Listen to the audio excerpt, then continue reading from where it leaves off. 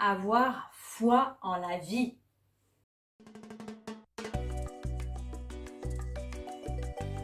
What's up les girls, bienvenue dans cette nouvelle vidéo de Challenge ta vie. Je suis Sarah Humbert, votre coach experte en confiance en soi grâce à la puissance du voyage transformationnel. Qu'est-ce que ça veut dire? Ça veut dire que je veux pour vous les filles que vous passiez par un voyage pour ensuite prendre votre vie en main et la vivre à 100%. Parce que oui, je veux qu'aucune des vies qui sont en face de cette caméra ne passe à côté de leur passion, de leur rêve, de leur vie, de leur inspiration.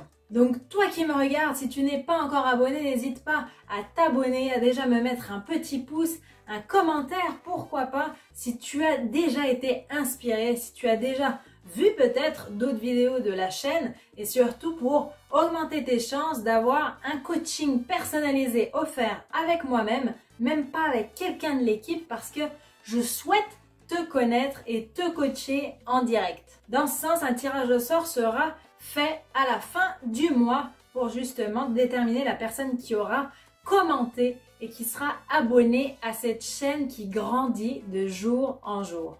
Alors, pour revenir dans cette vidéo, la vidéo précédente portait sur le fait de faire confiance aux autres plus aisément ou réapprendre à faire confiance aux autres plus aisément grâce au voyage solo. Dans cette vidéo, j'aimerais plutôt parler généralement de faire confiance en la vie, d'avoir cette foi en la vie qui, je trouve, pêche un peu chez beaucoup de personnes. Rassurez-vous, ce n'est pas de votre faute, c'est de la faute du système. C'est de la faute du système qui nous fout des infos tous les jours à 20h et à 13h et qui nous fait penser que en regardant les infos à 13 et 20h, qu'on aura une culture super méga élevée, qu'on sera super informé et donc mieux que les autres. Croyez-moi les filles, c'est pas du tout le cas. C'est plutôt poison en fait pour nos cerveaux qu'autre chose. Je dis pas qu'il ne faut pas regarder du tout d'infos, mais je dis simplement que c'est pas bon si on veut vivre une vie inspirée, inspirante, se sentir vivante, se sentir en accord avec nous-mêmes, se sentir libre, se sentir soi.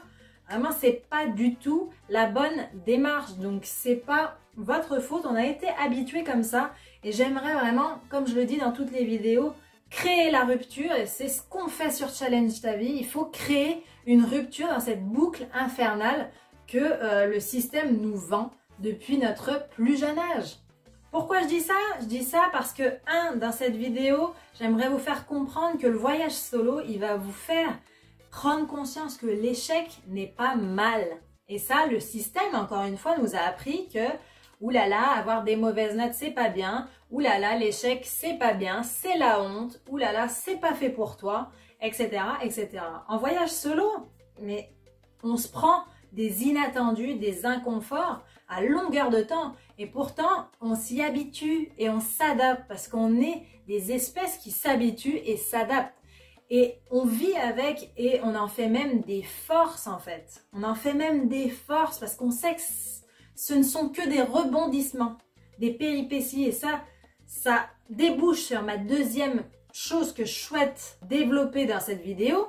C'est le fait que en voyage solo, on sait que même s'il y a un truc qui se passe mal ou qui nous gêne ou qu'il y a une journée qui nous plaît pas, on se sent peut-être avec moins d'énergie ou peut-être seul, on se dit mais mince, qu'est-ce que je fais là en voyage solo, seul dans un pays que je connais pas, etc. Ben, on sait que c'est un passage en fait. On sait que c'est un passage et que le lendemain sera forcément meilleur. On en prend conscience. On prend conscience des temps morts, tout simplement, du voyage. Et c'est exactement pareil dans la vie. Il y a des temps morts et il faut en prendre conscience et les accepter. Mais pas bloquer dessus à en faire des généralités, par exemple.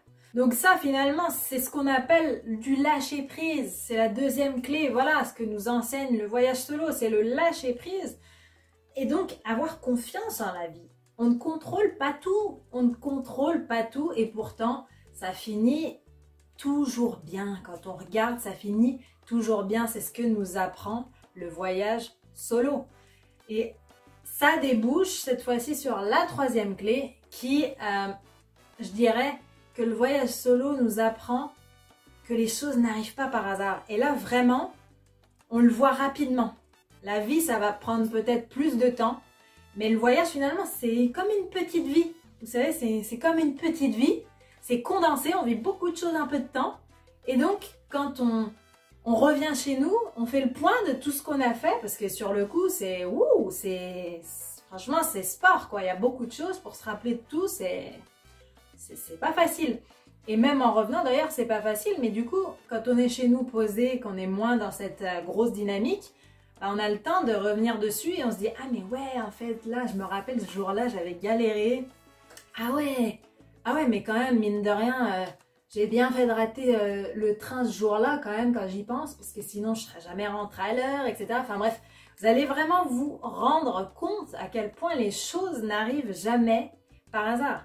Peut-être que sur le coup, ça vous énerve, ça vous frustre, vous vous dites « Mince, ça va chambouler tout mon voyage, mince, on s'acharne contre moi, etc. » Et au final, vous allez vous rendre compte que waouh, en fait, ce qui m'est arrivé là, j'ai raté mon train, mais au final, j'ai fait la connaissance d'une personne avec qui aujourd'hui je suis encore amie, par exemple.